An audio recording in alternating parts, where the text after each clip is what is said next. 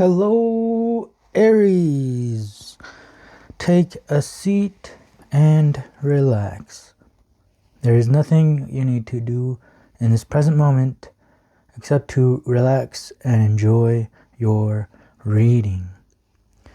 So we got a little bit of a darker lighting this week, because I really wanted to use my rock salt lamp. And if I had my normal lighting, then you couldn't really see the light. You couldn't really see these beautiful colors. And that is a lesson as well for life. You know, sometimes you need a little darkness in your life so that you can see the light. You need a little bit of hate, a little bit of things going wrong, so that it's obvious when you come across love. It's obvious when you see things going right. And that is one thing to learn, especially with how life is happening today, right? Everything that's happening in the world, it's very obvious that that's not right? It's not very obvious that things are going wrong. But the good thing about that is that when things start going right, that's going to be equally as obvious as well. So why does God allow bad things to happen? Well, you can't really know what love is until you understand hate. You can't really know what light is if there is no dark.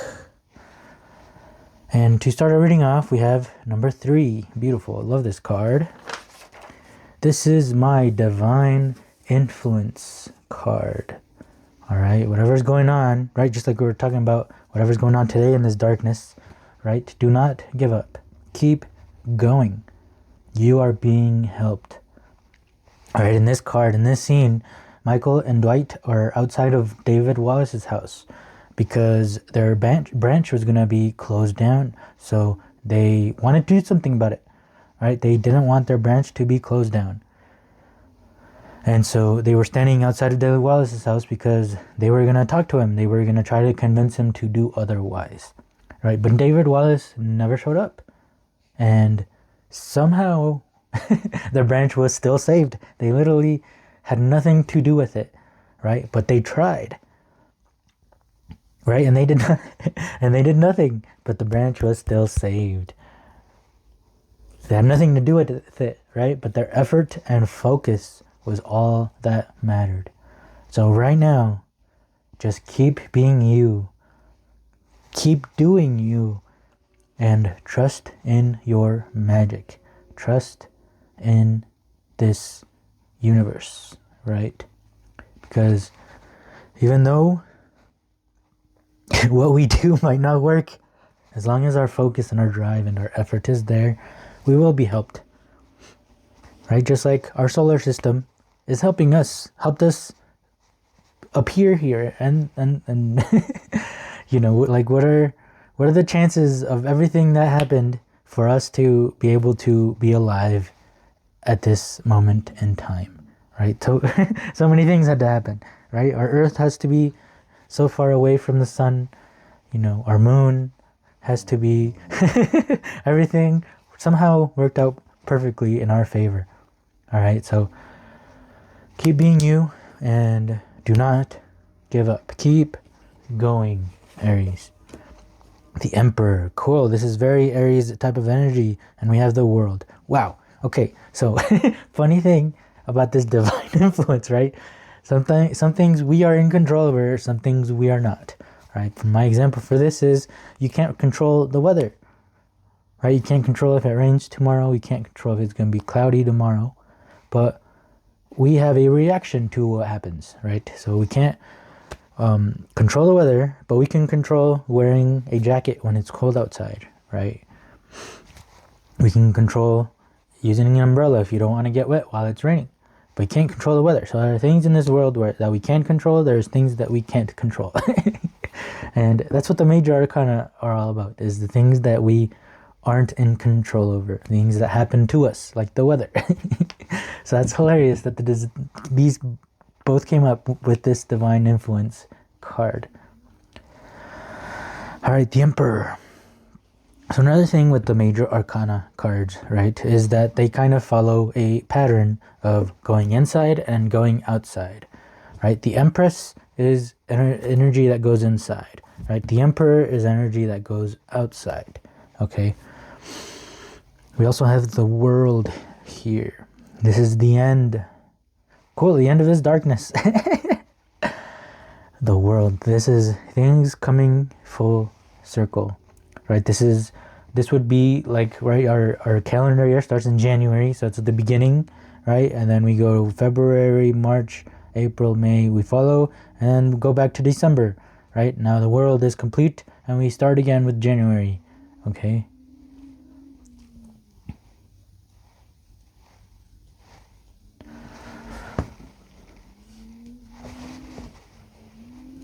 Yeah, I guess that's all these cards want to say. We got flowering and comparison. Interesting. So when this comparison card came up, it kind of reminded me the beginning, January, right? And the end, December. They both end up in the same spot, but they are both different types of energy, right? Imagine an adventure. You go on an adventure and you begin here with no experience. You're tackling things for the first time, and you make it back to the same spot, but this person that ended up at the same spot isn't the same as the person that began the adventure. The second person has the experience of this whole circle, right? So that is also how the court cards work, all right? Court cards start with the page, they go to the knight, they go to the queen, they go to the king, and then it goes back to the page, okay? And the first page is different from the second page. The second page has the experience of the king, of the queen, of the knight, and the page, right? That first page has no experience of any of these things. So comparison, right? Another thing that this card is bringing up in my mind is imagine comparing a fish and a monkey, right? If you compare them, compare their abilities of climbing a tree, you know, obviously one is better than the other, right? Now compare them in their ability to swim and to breathe underwater. Well, the fish is better at that, right? So comparison, okay? Everyone has their own unique abilities. Everyone has their own things they are good at, okay? So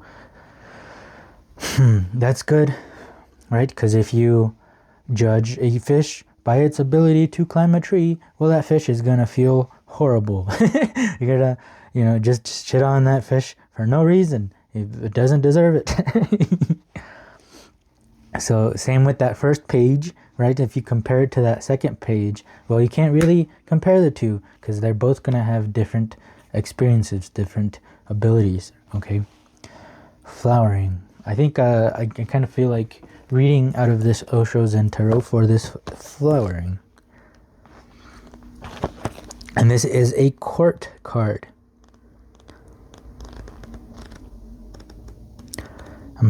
Okay, cool. I was going to say I'm having trouble finding it. It's taking a while.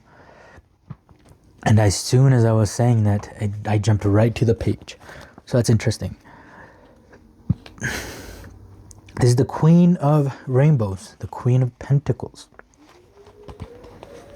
The Queen of Rainbows is like a fantastic plant that has reached the apex of its flowering and its colors. Okay, this sounds like this, the beginning of the adventure compared to the end of the adventure, right? And the person that you are compared from the beginning to the end, okay?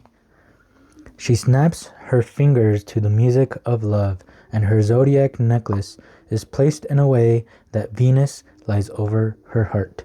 The sleeves of her garment contain an abundance of seeds, and as the wind blows, the seeds will be scattered to take root where they may. She is not concerned whether they land on the soil or on the rocks. She is just spreading them everywhere in sheer celebration of life and love. Flowers fall on her from above, in harmony with her own flowering, and the waters of emotion swirl playfully beneath the flower on which she sits. You might feel like a garden of flowers right now, showered with blessings from everywhere. Welcome the bees. Invite the birds to drink your nectar. Spread your joy around for all to share. Yes, and that is very much needed in this world right now for every single person that has this ability to be able to do that, to be able to embody it and to share that love to others. Right? Because like we said, in this time of so much darkness, it's very easy, it's very obvious where there is love. And it's time for love to start screaming louder than anger and hate. And it doesn't mean to fight back. It just means to scream louder than anger and hate. So if you have that sort of type of love, please share it with the ones around you, because when love is starting to spread that way, it will spread like wildfire, especially during these times, because all of us really just want to feel that love. Princess of Swords and the Queen of Cups. Wow, that's a lot of court cards.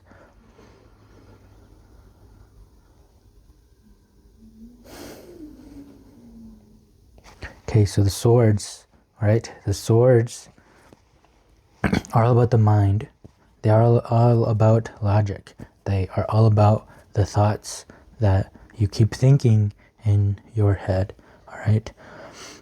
So, same thing. Notice when those thoughts of hate, of anger arise in your mind, right? Notice when those thoughts of love and flowering and joy also arise in your mind. Okay, it's like I've been saying, it's very obvious to distinguish the two at this moment in time. Okay, so which ones would you rather pick, right? Because in your mind, you're the one that has the control. You know, other people can't put thoughts in your mind. They can tell you thoughts out loud from the outside, but you are ultimately the one that decides what kind of thoughts you have in your mind. Okay, so focus on the thoughts first, all right? And then notice also how you feel when those thoughts arise. The Queen of Cups. If we focus in now on the cups are all about our emotions, how we feel, right? So distinguish, separate the two, separate your thoughts, separate your emotions, all right? First, start noticing these thoughts that are coming up, okay? And then you can also notice the reaction of your emotions when these pop up, okay? What kind of emotions would you rather feel? What kind of emotions would you rather create? Because that's another thing that we are in control over ourselves. Other people can make us feel a certain way, right? But ultimately, we are the ones that are creating these emotions. So if you keep placing yourself in situations where you are feeling that anger, right, to where you are feeling that hate, right, well, it's up to you to put yourself in different situations that arise different type of emotions, okay? And that doesn't mean that anger and hate are bad. They are telling us what kind of stuff hurts us and what kind of stuff doesn't hurt us, okay? So like the example that I like to talk about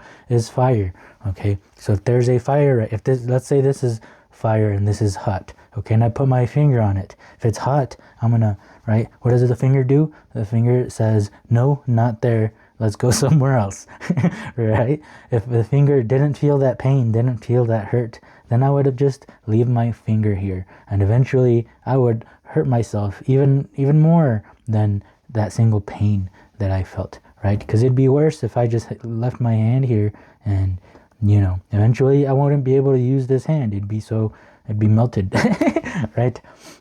So that is why pain, right, is a good thing, because it tells us what way we don't want to go, what situations we don't want to be in. Comparison, right? Comparing those type of feelings, comparing those type of thoughts, and it's up to you to create.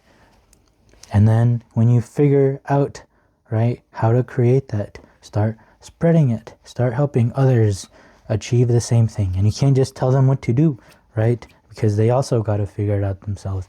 It is important to be able to understand, you know, how these things work. Because if you just, you know, if you just follow an instructions, well, you're just gonna be like, you might as well just be a robot, following instructions, following directions, right?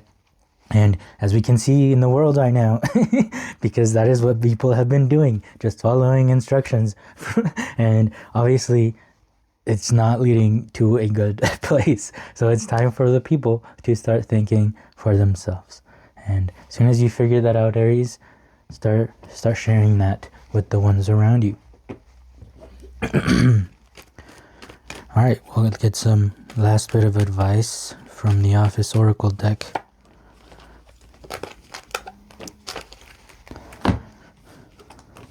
Yes, Charles, you wanted me. Perfect. Okay, more positive kind of words, more positive kind of thoughts. And this isn't about other people at all. This is about you and yourself.